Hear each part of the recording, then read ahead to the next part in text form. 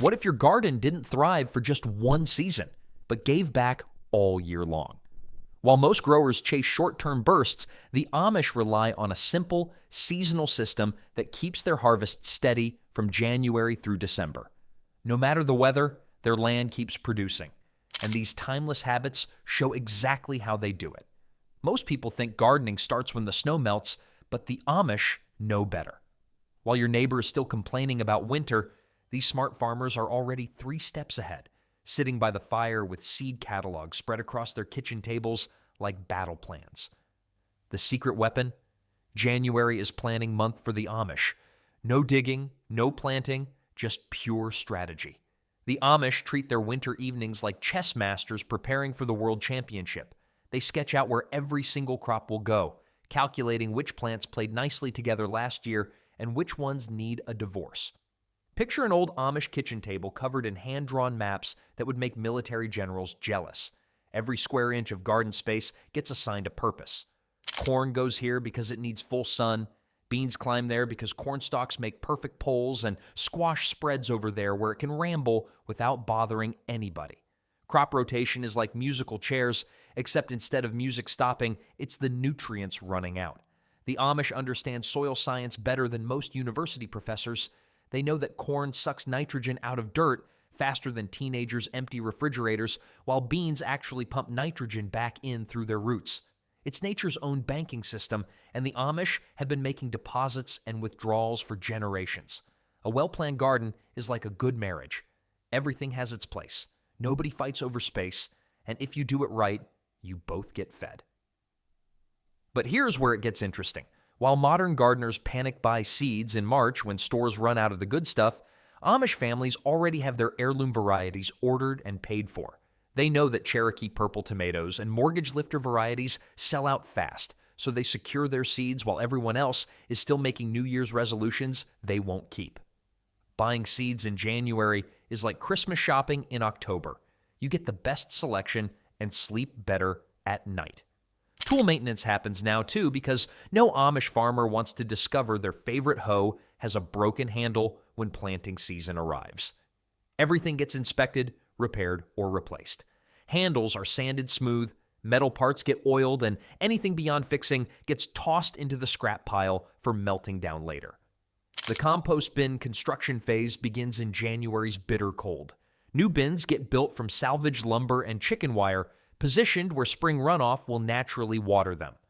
These aren't fancy store-bought tumblers that cost more than a week's groceries. These are simple, effective Amish-style boxes that'll turn kitchen scraps into black gold by summer. Rainwater collection systems get planned during these indoor months too. The Amish waste nothing, especially not free water falling from the sky. Gutters need cleaning, barrels need positioning, and overflow routes need mapping out. But all this indoor planning means nothing if the soil isn't ready when spring arrives. That's where February's frozen ground strategy becomes the foundation for everything that follows. February arrives with frozen ground harder than last year's fruitcake, but the Amish see opportunity where others see obstacles. This is manure month, when aged horse and cow manure gets spread over rock-solid earth like nature's own slow-release fertilizer system. The magic happens when spring arrives. All that frozen manure sits there patiently, waiting for snow melt to carry nutrients deep into the soil. It's like having a time-delayed vitamin pill for your garden, except it actually works and doesn't cost $40 at the health food store. Here's something that would make your city cousin wrinkle their nose. The Amish actually compete over who gets the best manure pile. Fresh horse manure is like garden gold to Amish farmers, and smart ones know which neighbors have the cleanest stalls and the fattest horses. The difference between good manure and great manure is like the difference between store-bought bread and homemade. You can taste the difference, but explaining it takes longer than making it. Wood ash from Amish heating stoves doesn't get thrown away either. Every shovelful gets saved and tested, because these experienced farmers know ash changes soil chemistry faster than you can say potash. Too much turns your garden into a chemistry experiment gone wrong, but the right amount makes vegetables grow like they're trying to win a county fair prize. Wood ash is like salt in cooking. A little bit makes everything better. Too much ruins the whole pot. Cold frames start appearing in February like little greenhouses for Amish families on a budget. Old windows from house renovations get new life as mini growing spaces for lettuce, spinach, and other cold-loving greens. These simple wooden boxes with glass tops create microclimates that can be 30 degrees warmer than the outside air. Building a cold frame is like putting a sweater on your garden. It looks silly, but keeps everything warm when it counts. Smart farmers even pre-soak pea seeds indoors during February's coldest weeks. Dried peas sit in shallow dishes of water for 24 hours, swelling up and starting the germination process before they ever see soil. When planting time comes, these pre-soaked seeds sprint out of the ground while regular seeds are still figuring out which end is up. The soil preparation mindset separates good gardeners from great ones. While most people wait for perfect weather, the Amish work with what they have. Frozen ground can't be dug, but it can be improved. Snow can't be planted in, but it can insulate tender plants in cold frames. February teaches patience wrapped in productivity. Every task completed now saves precious time later when a dozen other urgent jobs compete for attention. The Amish understand that winter work multiplies spring success, turning cold months into competitive advantages that last all growing season. Yet even the best soil preparation won't help if seeds and seedlings aren't ready when the weather finally breaks. March brings a completely different challenge that requires perfect timing and indoor expertise. The only product we'll ever promote on our channel is a book by Claude Davis, a veteran prepper, about 126 superfoods and preservation methods from crisis times like the Great Depression and wartime that are impossible to find elsewhere. We decided to promote his book because we are the last generation able to share these techniques and superfoods to our children or grandchildren. It would be a shame to see this information about highly nutritious foods and preservation methods to survive crises disappear. You can also find a book about herbal remedies from Nicola Pelian on their store. If you're watching this on TV, you can look up our channel, Frugal Solutions, on your phone or tablet and find the books by clicking the link in our channel description or any other video description. When March winds start howling and the last snowdrifts refuse to budge, something magical happens inside Amish homes. Every available windowsill transforms into a bustling nursery where the year's most important crops begin their journey from tiny seeds to robust transplants that will feed families through winter. The kitchen becomes mission control for the growing season. Seed packets get organized by planting dates, soil thermometers appear on countertops, and water-filled jars catch morning sunlight to warm before feeding delicate seedlings. This indoor operation runs with military precision because timing mistakes made in March show up as empty dinner plates in August. Tomato seedlings get royal treatment during these indoor weeks. Seeds planted in egg cartons or old yogurt containers sit in the warmest, sunniest spots available. South-facing windows become premium real estate, and every family member learns to navigate around delicate seedling trays without causing botanical disasters. Each variety gets labeled with careful handwriting because distinguishing between Cherokee Purple and Brandywine seedlings is impossible until fruit appears months later. Starting seedlings indoors is like raising teenagers. They need constant attention, plenty of light, and if you ignore them for too long, everything goes sideways. The timing matters more than most gardeners realize. Tomatoes started too early become leggy and weak, stretching toward insufficient light like desperate dancers reaching for spotlights. Too late, and transplant shock hits right when hot weather arrives. The Amish count backwards from their last frost date, usually landing on mid-March for most varieties. Cabbage and pepper seedlings join the windowsill parade, each with different needs and personalities. Cabbage seedlings stay stocky and sturdy, handling cool temperatures without complaint. Peppers demand extra warmth and throw tantrums if temperatures drop below 60 degrees, requiring spots near heating vents or on top of refrigerators where motors generate gentle heat. Pepper plants are like that friend who complains about being cold when it's 70 degrees outside. You love them anyway, but they need special handling. Outside, Amish compost piles get their first spring workout. Winter freezing has stopped decomposition cold, turning organic matter into temporary storage units. March thawing reactivates millions of microorganisms, and stirring these piles brings them back to life faster than coffee revives sleepy farmers. Steam rises from turned compost like morning mist, signaling that biological processes are firing up again. Tool sharpening becomes evening entertainment during March's unpredictable weather. Hoes get razor edges, pruning shears snap through pencil-thick branches, and shovels cut through soil like butter knives through warm bread.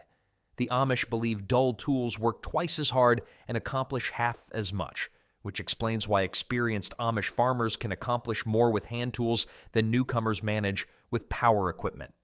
A sharp hoe in skilled hands moves through weeds like gossip through a small town, fast, thorough, and leaving nothing behind. Maple syrup season overlaps with early garden prep, filling the air with sweet steam from boiling sap.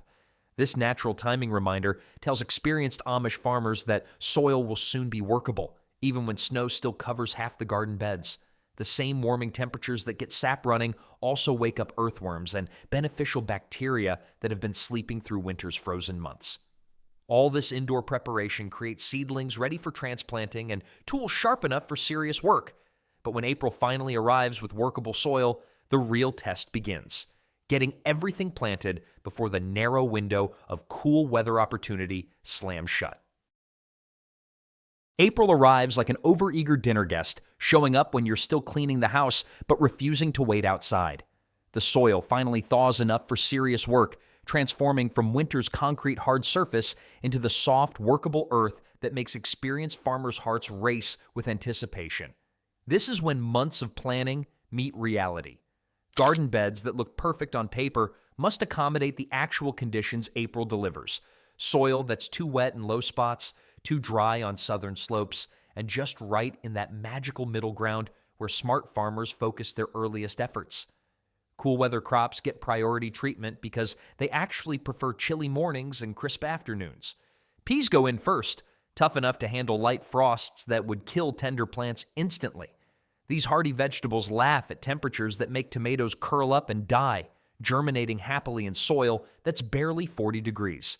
Peas are the tough kids of the vegetable world.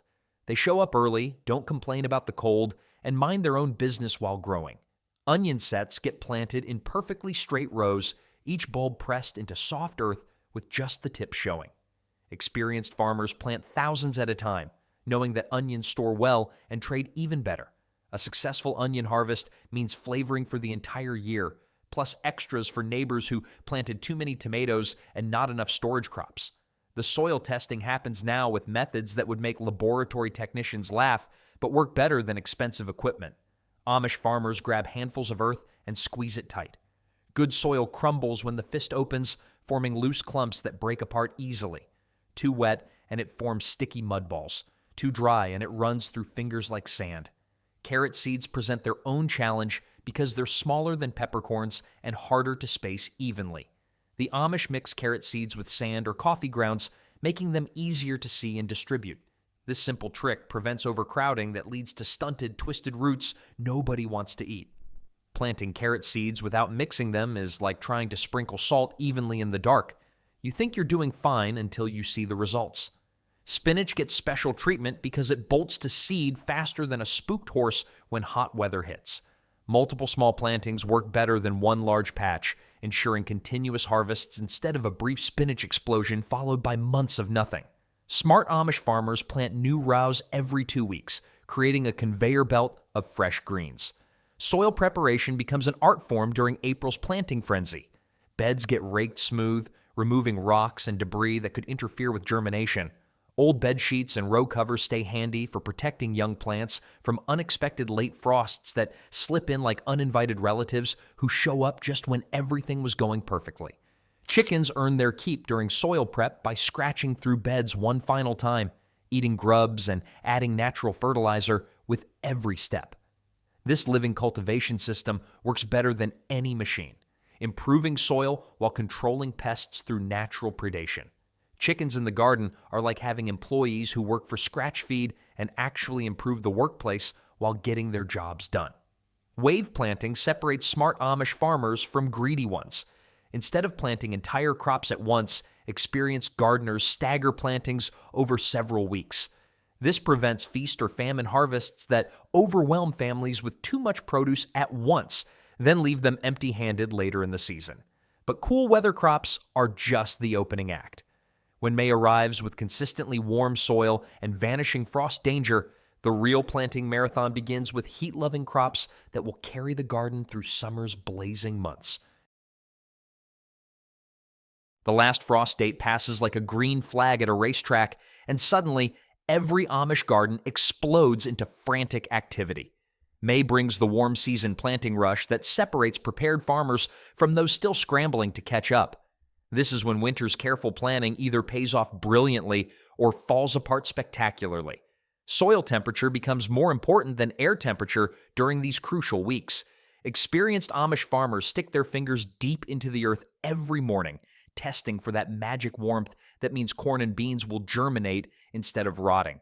When soil feels comfortably warm to the touch at 6 inches deep, it's time to plant everything that's been waiting patiently in seed packets and starter trays. Corn planting happens with mathematical precision that would impress accountants. Amish seeds go into the ground exactly 1 inch deep in heavy soil, 2 inches deep in sandy ground. Too shallow and birds steal the seeds before they sprout. Too deep and weak seedlings never make it to the surface. Spacing matters just as much. Corn planted too close together produces stunted ears that disappoint everyone at harvest time. Planting corn is like seating arrangements at a wedding.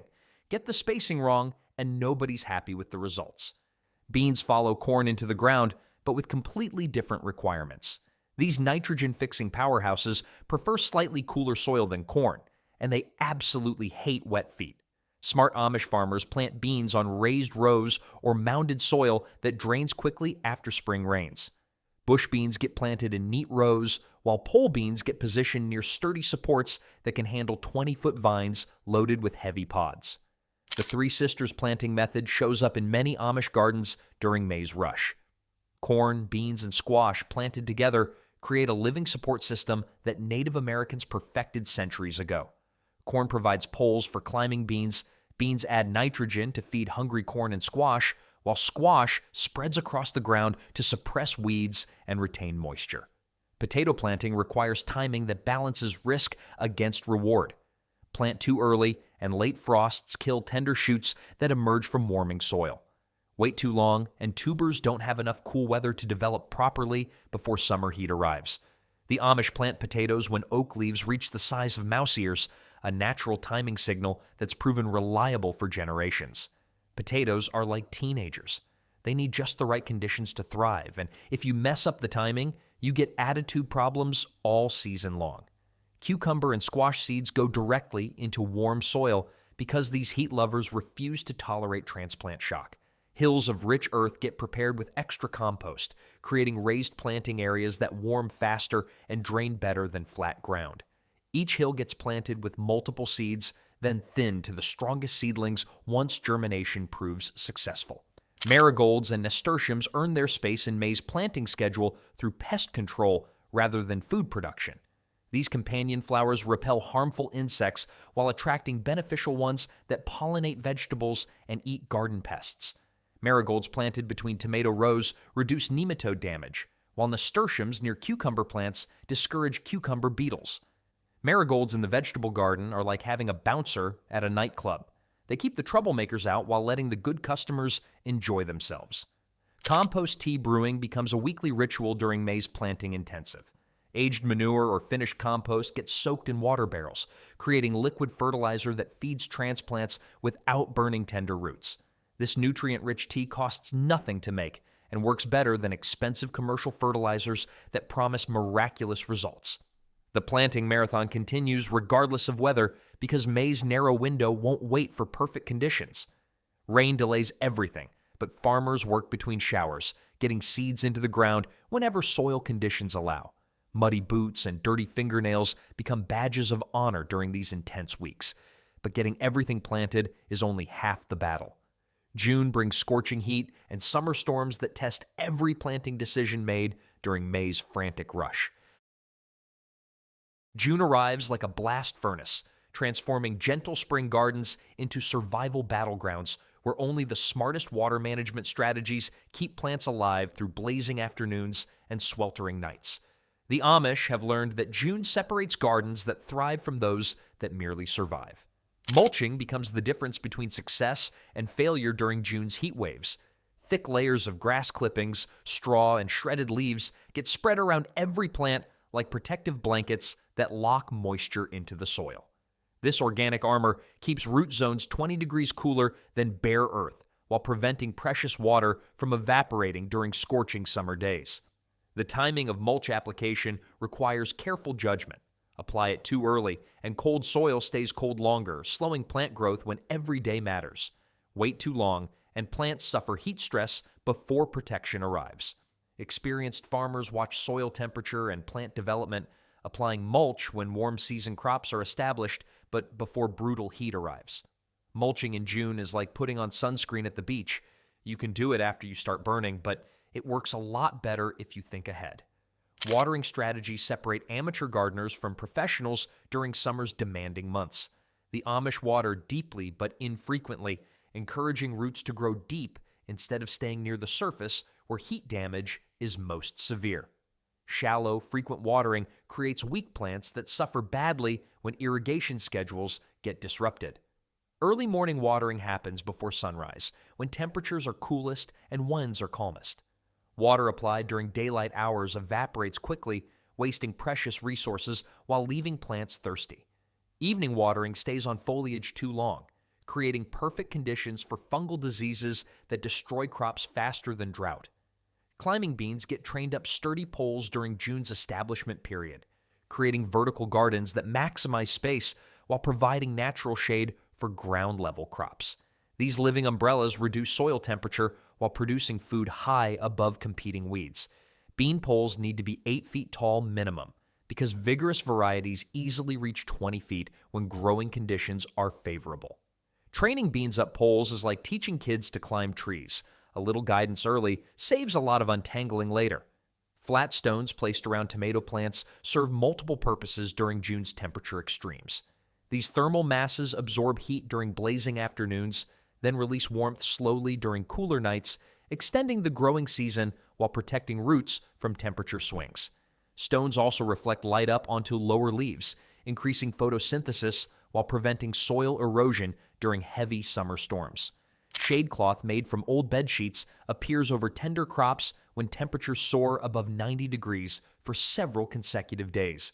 This temporary protection reduces heat stress without blocking all sunlight, allowing plants to survive extreme weather that would otherwise cause permanent damage. The cloth gets removed as soon as temperatures moderate, preventing plants from becoming dependent on artificial shade. Companion planting reaches full effectiveness during June's growing intensity. Tall plants like corn and sunflowers provide natural windbreaks for shorter vegetables, while spreading crops like squash create living mulch that suppresses weeds and conserves moisture. These plant partnerships work better than any mechanical system, creating microclimates that benefit every species involved. A well-designed garden is like a good neighborhood. Everyone helps each other out, and the whole community thrives because of it. Deep watering techniques involve soaking soil slowly until moisture penetrates 12 inches down, encouraging roots to grow deep where they can access groundwater during dry spells. Surface sprinkling that wet only the top few inches creates lazy root systems that struggle when surface moisture disappears during heat waves. But even the best moisture management won't help if plants aren't getting proper nutrition during their peak growing period. July brings feeding challenges that require completely different strategies from anything used earlier in the season. July heat turns gardens into hungry beasts that devour nutrients faster than spring rains wash away topsoil. What looked like rich, fertile earth in May becomes depleted ground that can't support the explosive growth summer crops demand. The Amish understand that July feeding separates abundant harvests from disappointing failures. Manure tea becomes liquid gold during these scorching weeks for Amish farmers. Aged horse or cow manure gets soaked in water barrels for 7 days, creating nutrient-rich fertilizer that won't burn tender roots like fresh manure would. This homemade plant food costs nothing but time, yet outperforms expensive commercial fertilizers that promise miraculous results but deliver ordinary growth. Making manure tea is like brewing coffee. The longer you let it steep, the stronger it gets, but nobody wants to drink either one. Comfrey leaves harvested from perennial patches get chopped and steeped into potassium-rich liquid fertilizer that makes tomatoes and peppers explode with fruit production. These deep-rooted plants mine minerals from subsoil layers that garden vegetables can't reach, then concentrate nutrients in leaves that break down quickly when composted or brewed into tea.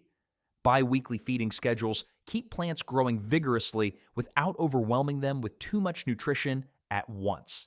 Heavy feeders like corn, tomatoes, and squash get liquid fertilizer every 14 days, while lighter feeders like beans and carrots receive monthly applications.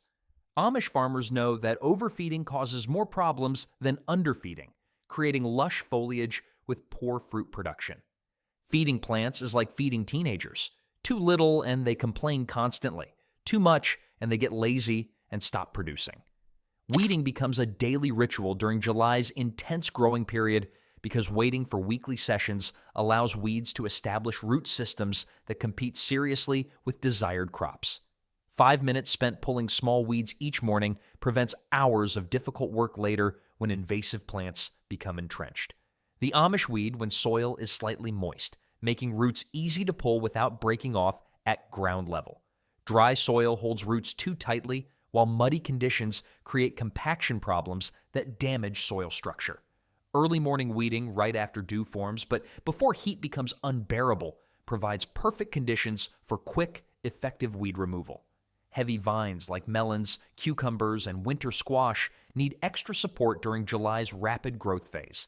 These spreading plants can gain several feet in a single week when conditions are favorable, creating weight that snaps stems if adequate support isn't provided early enough. Supporting heavy vines is like helping your brother-in-law move. You either do it right the first time or you'll be dealing with broken pieces later. Pruning lower leaves from tomato plants helps direct energy toward fruit production instead of unnecessary foliage that shades the ground and encourages disease problems. These removed leaves get composted immediately by Amish gardeners, returning their nutrients to the soil while eliminating hiding places for harmful insects.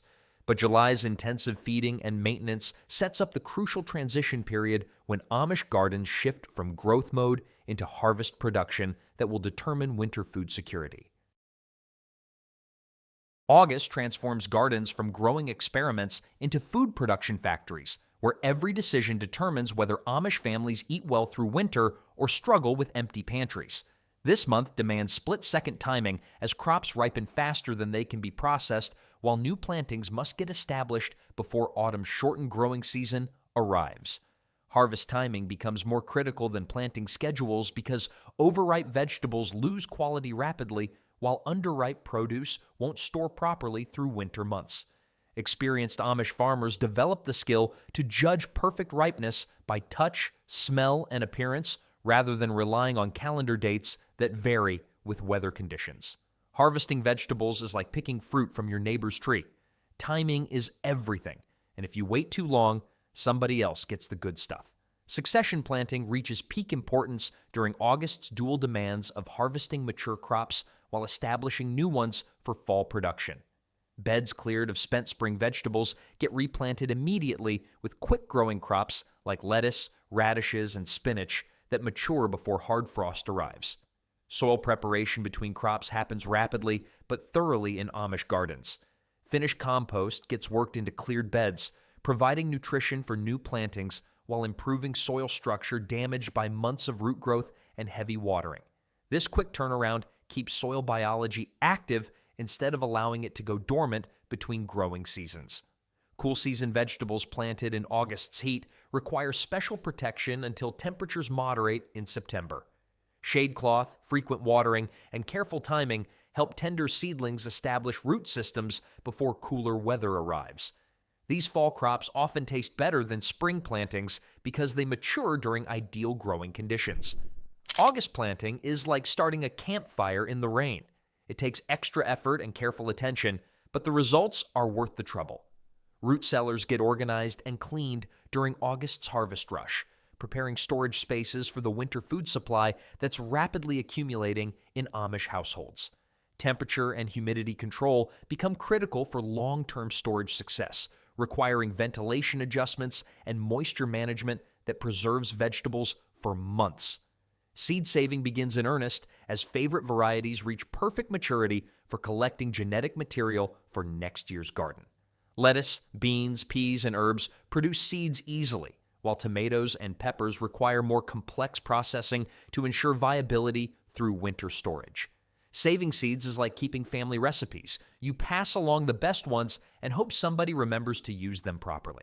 Canning and preservation work reaches fever pitch as multiple crops ripen simultaneously, requiring efficient processing systems that handle large volumes quickly. The Amish process vegetables in small batches throughout the week rather than overwhelming themselves with marathon weekend sessions that lead to mistakes and exhaustion. But August's intense harvest and replanting activity prepares Amish gardens for the critical transition into fall growing season, when timing becomes even more crucial and mistakes can't be corrected before winter arrives. September sneaks up like the first gray hair, arriving quietly but changing everything about how Amish gardens need to be managed. The intense heat and explosive growth of summer give way to cooler nights and shorter days that signal the beginning of the year's final growing push.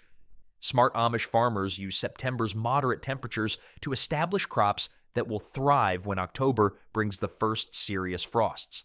Garden cleanup becomes a strategic operation rather than simple housekeeping during September's transition period. Spent summer crops get removed systematically, but not all at once in Amish gardens. Timing matters because cleared beds need immediate replanting to prevent weed invasion and soil compaction from autumn rains. The soil stays warm from months of summer heat, creating perfect conditions for quick germination of cool season crops that struggled in April's cold, wet conditions. Fall-planted spinach, lettuce, and mustard greens grow faster and stronger than their spring counterparts because they establish root systems in warm soil before temperatures drop. September planting is like getting a head start on Christmas shopping. Everything goes smoother when you work with favorable conditions instead of fighting them. Garlic preparation begins during September's moderate weather, even though actual planting waits until October's consistent cool temperatures arrive. Amish farmers separate garlic cloves from bulbs carefully, keeping papery skins intact while selecting the largest, healthiest specimens for seed stock. Each variety gets labeled and stored in cool, dry locations until planting time. Tool maintenance resumes during September's cooler evenings when working outside becomes pleasant again after summer's oppressive heat.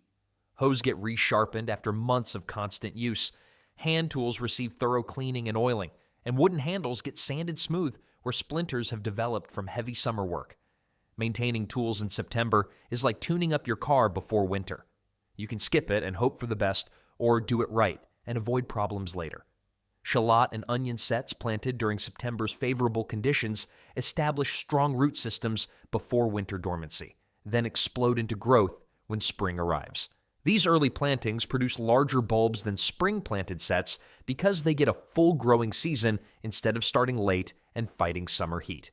Fall carrots planted in September develop sweeter flavor than summer varieties because cool weather concentrates sugars in roots while preventing the bitter taste that develops in hot conditions. These late carrots can stay in the ground well into winter, harvested as needed for fresh eating when stored vegetables begin losing quality. Herb preservation reaches peak activity during September's abundant harvest period in Amish kitchens. Basil, oregano, sage, and thyme get bundled and hung in dry, well-ventilated spaces where they cure slowly without molding. These dried herbs provide intense flavoring through winter months when fresh seasonings are unavailable. Drying herbs is like preserving summer sunshine. It takes patience and proper conditions, but the results brighten up winter meals. Compost piles get attention during September's moderate temperatures, receiving final additions of summer garden waste before winter slows decomposition processes. These materials break down rapidly in warm soil conditions, creating finished compost for spring garden preparation. But September's careful preparation only sets the stage for October's crucial winterization work that protects Amish gardens through months of harsh weather ahead. October arrives wearing frost warnings like jewelry, beautiful but dangerous reminders that summer's growing season is ending whether Amish gardens are ready or not. The Amish treat October like tucking children into bed, making sure everything is properly covered and protected before winter's long sleep begins. Cover crops become the garden's winter blanket during October's planting window in Amish communities. Crimson clover, winter rye, and hairy vetch get sown across cleared beds where they'll spend cold months protecting soil from erosion while adding nitrogen and organic matter for next year's crops. These living mulches work all winter, improving soil even when nothing else grows. The timing of cover crop planting requires precise judgment because seeds need enough warm weather to germinate and establish before hard frost arrives.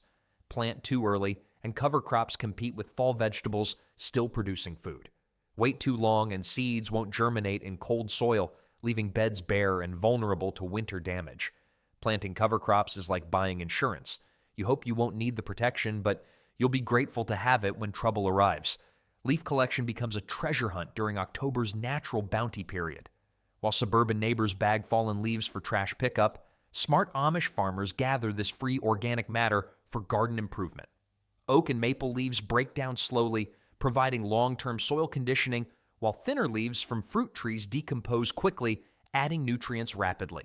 The leaf-gathering strategy focuses on variety rather than volume because different tree species contribute different nutrients to compost piles and mulch layers. Ash leaves add potassium, while legume tree leaves like locust provide nitrogen. This natural diversity creates balanced soil amendments that commercial fertilizers can't match. Garlic planting happens during October's cool nights when soil temperatures drop consistently below 60 degrees in Amish gardens.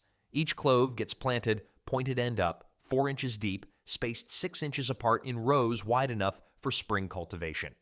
Proper depth and spacing determine bulb size next summer, making precise planting worth the extra effort. Planting garlic is like making a good investment. Put it in the right place at the right time, and it pays dividends for months. Cold frame preparation intensifies during October's variable weather as these simple structures get ready for winter growing experiments. Fresh straw bales provide insulation around wooden frames, while clear materials get cleaned and checked for cracks that would let cold air damage tender plants. Compost pile winterization involves adding insulating layers of straw or leaves that keep decomposition active during mild winter periods while preventing complete freezing that stops biological processes. These insulated piles continue working slowly through winter, producing finished compost by spring planting time. Root cellar organization reaches completion during October's harvest finishing period. Potatoes, carrots, beets, and turnips get cleaned, sorted, and stored in conditions that maintain quality through winter months. Temperature, humidity, and ventilation control prevent spoilage that could destroy months of garden work. A well-organized root cellar is like a well-stocked pantry. Everything has its place, and you know exactly where to find what you need. Fall cleanup removes diseased plant material that could harbor problems through winter, but healthy garden waste gets composted or left as habitat for beneficial insects. This selective cleanup prevents disease while maintaining ecological balance that supports natural pest control systems.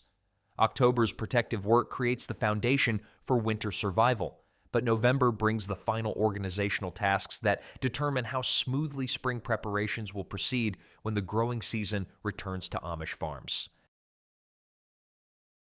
November strips away summer's green disguise, revealing the garden's true bones beneath layers of frost-blackened foliage and spent plants.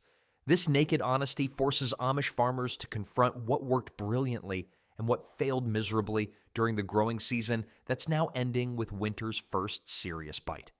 The great cleanup begins with surgical precision rather than wholesale destruction in Amish gardens. Disease-carrying tomato vines get burned immediately to prevent blight spores from overwintering in compost piles, while healthy plant material gets chopped and added to decomposition systems that will feed next year's soil improvements. Leftover compost gets distributed across garden beds, like spreading wealth among family members. Each area receives organic matter based on next year's planned crops, with heavy feeders like corn and tomatoes getting extra helpings, while light feeders like carrots receive modest applications that won't overwhelm their simple nutritional needs. Spreading compost in November is like putting money in the bank. It doesn't look like much now, but it pays interest all season long. Tool cleaning becomes a meditation on the year's accomplishments during November's shorter days in Amish workshops. Every hoe, shovel, and hand tool gets scrubbed clean of soil and plant residue, then oiled to prevent rust during winter storage. Wooden handles receive linseed oil treatments that penetrate deep into wood fibers, preventing cracking and splintering. The tool inventory reveals which implements earned their keep and which ones disappointed expectations. Broken handles get replaced with seasoned hardwood, dull blades get professionally sharpened, and worn-out tools get retired to the scrap pile where their metal will eventually return as new implements. Root cellar management shifts into winter mode as stored vegetables get checked weekly for signs of spoilage that could spread through entire storage areas.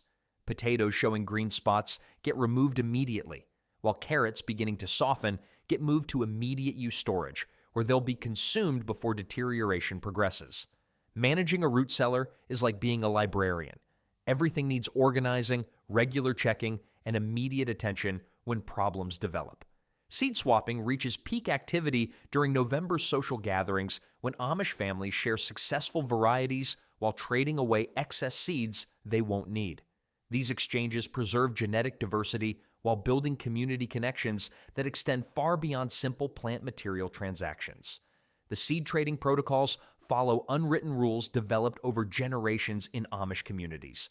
Families share openly with neighbors who reciprocate generously while keeping their best varieties for trusted friends who prove reliable trading partners. Heirloom varieties get exchanged with detailed growing instructions and family histories that preserve cultural knowledge along with genetic material. Cold frame maintenance prepares these miniature greenhouses for winter growing experiments that provide fresh greens during months when nothing else grows outdoors. Old windows get caulked and weather stripped, while hinges receive oil treatments that prevent freezing shut during severe cold snaps. Cold frames in November are like winter coats. They look unnecessary when the weather's nice, but you're mighty glad to have them when conditions turn harsh. Tool storage areas get organized for easy access during winter's unpredictable work demands. Snow shovels move to prominent positions, while summer implements retreat to back corners where they'll wait patiently for spring's return. But November's organizational work simply sets the stage for December's quiet planning period, when the year's lessons get translated into wisdom for the growing season that lies hidden beneath winter's approaching blanket. December settles over the garden like a comfortable quilt, muffling the urgent demands of growing seasons with snow's peaceful silence. But beneath this restful surface, the Amish mind never stops working, turning winter's forced stillness into strategic advantage through careful reflection and methodical planning for the year ahead. The garden journal becomes winter's most important tool, more valuable than any hoe or shovel during these contemplative months. Every success and failure gets recorded with brutal honesty, creating a written memory that survives winter's forgetfulness and spring's optimistic amnesia that makes farmers repeat costly mistakes. Weather patterns get analyzed alongside crop performance, revealing connections between rainfall timing and harvest yields that aren't obvious during busy growing seasons. Late spring frosts that killed tender plants get noted with dates and temperatures, while unexpected heat waves that stress cool season crops receive detailed documentation for future reference. Keeping a garden journal is like having a conversation with your future self. You write down what you learned so you don't have to learn it again the hard way. Seed catalogs arrive like early Christmas presents, spreading colorful promises across kitchen tables where coffee-fueled planning sessions stretch deep into winter evenings. New varieties get evaluated against proven performers, with exotic descriptions balanced against practical growing requirements that determine real garden success. The catalog study process involves more than wishful thinking about perfect vegetables. Successful farmers research company reputations, compare prices across multiple sources, and check disease resistance ratings that could prevent crop disasters. Heirloom varieties get special consideration for seed-saving potential that reduces future purchasing costs. Wood ash accumulation continues throughout December's heating season as stove ash gets saved in metal containers stored away from combustible materials. This potassium-rich soil amendment gets tested periodically because ash composition varies with wood species and burning temperatures that affect mineral content. Saving wood ash is like collecting rainwater. It's free, useful, and available when you need it most, but only if you plan ahead. Greenhouse repairs happen during December's cold weather when outdoor work becomes unpleasant, but indoor projects provide satisfying accomplishments in Amish workshops. Broken glass gets replaced, heating systems receive maintenance, and growing benches get repaired or rebuilt using materials salvaged from other farm projects. The planning process extends beyond individual gardens to community-wide crop coordination that prevents oversupply problems while ensuring adequate production of staple foods. Amish families communicate about acreage devoted to storage crops like potatoes and onions, while specialty items get allocated among households with appropriate growing skills. Root cellar monitoring intensifies during December's stable cold weather as stored vegetables reach peak keeping quality that must be maintained through winter's remaining months. Ventilation adjustments prevent freezing while maintaining humidity levels that keep produce fresh without encouraging rot. December root cellars are like fine wine. They need just the right conditions to develop their full potential, and rushing the process ruins everything. Tool handle replacement provides winter workshop projects that prepare implements for spring's demanding work schedule. Seasoned hardwood gets shaped and fitted with traditional techniques that create stronger, more comfortable grips than factory-made replacements. But December's greatest gift isn't any single task or project. It's the luxury of unhurried time to absorb lessons learned, plan improvements, and dream about perfect gardens that next year's efforts will attempt to create. Winter's rest prepares both soil and farmer for another season of growth, abundance, and the eternal optimism that drives every seed planted in hope of harvest. And that's the real Amish secret, working with the seasons, not against them. These simple habits don't just stretch your harvest, they build a garden that stays productive month after month.